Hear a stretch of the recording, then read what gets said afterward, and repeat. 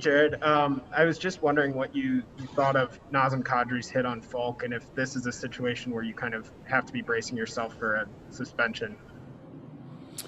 Yeah, I don't know. I just saw it on the replay on the teleprompter on the ice. They ruled it a 5 minute major, so I'm guessing the league's going to look at that.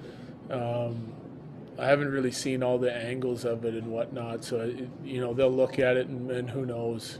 It's hard to sometimes figure out, what the league suspends guys for and what they don't. So um, we'll see what they come back with.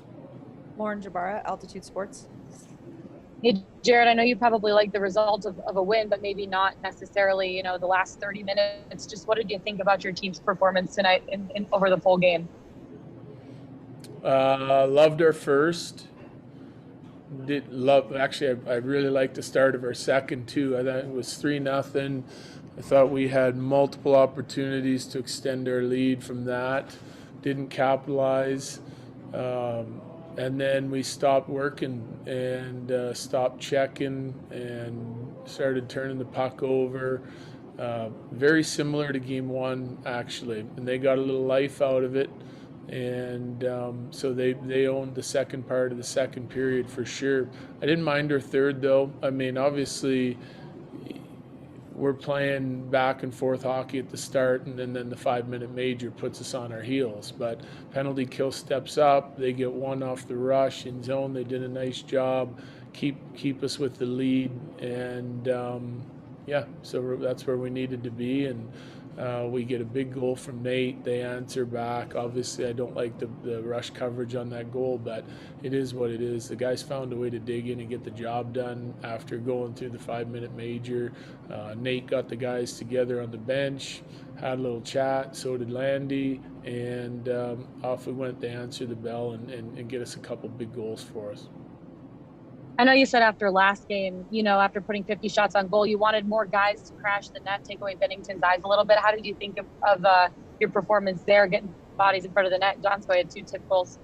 Yeah, I thought it was great. And Nate's goal at the end from up top, Mikko and Landy both break his eyesight, as well as 2 of their guys. I mean, we scored tonight because we were able to get in his way a little bit and make it more difficult for him.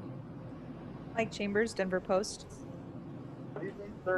Jared, it seemed like your captain sparked you early again with that huge hit on O'Reilly on his first shift. If you could just talk about that sequence that led to that first goal.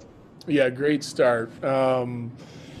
Just gets in on the forecheck, legs it out all the way down the ice, gets a hit, creates a turnover. We go into ozone play and we end up scoring. I think that kind of set the tone for our first period, because if you look at our forecheck in the first period, it was really good. Came up with a lot of pucks.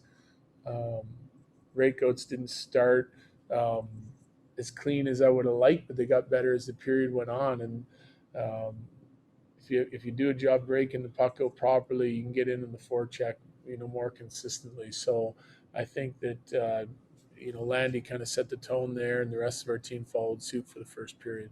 We'll take 2 more here for Jared. Arif Dean, Mile High Sports. Jared, Jonas Donskoy had a couple goals today, and I think he had an assist. Ryan Graves was in on that first goal. Last year in the playoffs, all the talk was around the fact that depth scoring just wasn't really stepping up, but you got a lot of depth guys pitching in today. Just talk about how great it was to see somebody other than the top line pitching in.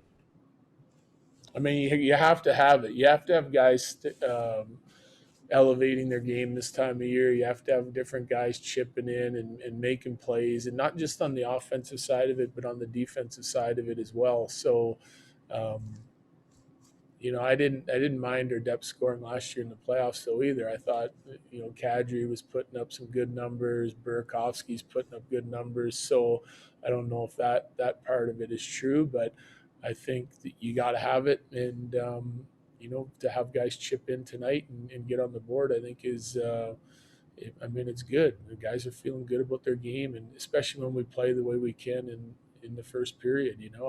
My goal is to try to get our team to play a full 60 minutes the way we came out in the last couple of nights. Last one here, Andrew Knoll, New York Times.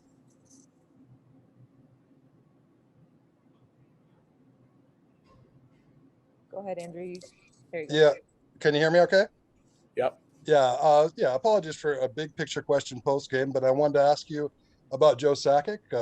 What do you think are the things he's done or the qualities he has that have most contributed to you guys' big turnaround here? I know you guys have kind of arrived at the same time and really done an about face. I just wanted to get your thoughts on, in your working relationship with him, what do you think are the kind of the key points of this marvelous turnaround you guys have had? I think great communicator. He's got a real good feel for our team, both on and off the ice, and our staff, both on and off the ice. I think that he um, has a real clear picture on what he wants our team to look like, and how individuals and lines and our D, how they have to play to have success, and what their strengths and weaknesses are. So that grasp of the way our team plays and the way our individuals play, I think, is really important. I think he's a fair and honest evaluator of our group, and he's went out and found pieces of that we needed. Over the last couple of years, we needed a guy here, we needed a guy there, and they've gone out and found the right guys. Him and their pro scouting staff found the right guys to come in and make us stronger in areas that we needed to be stronger in. So I think that patient approach and building, when the time is right, and has really helped us. It's helped push us over the top over the last few years. I mean, every year we're adding guys that are making impacts for us. So, yeah, that's about it. All right. Thank you, Jared. Thank you.